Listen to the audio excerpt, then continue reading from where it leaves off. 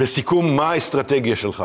כשאתה בא למשא ומתן, אתה צריך ללמוד קודם כל את התיק, ולאחר מכן לתכנן את הצעדים כדי לנצח בדיונים.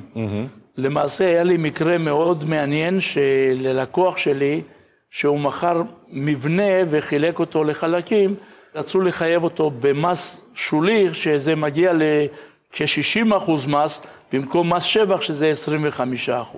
בשל תפקידי בלשכת רואי חשבון, אז הייתי צריך לנהל פאנל בנושא מיסוי נדל"ן.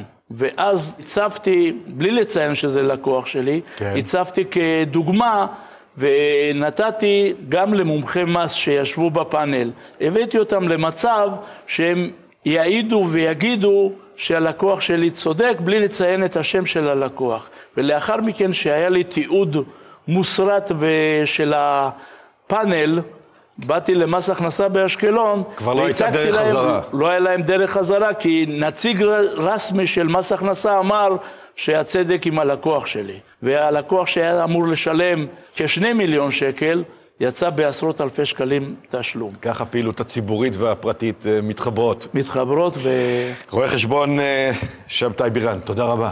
תודה רבה.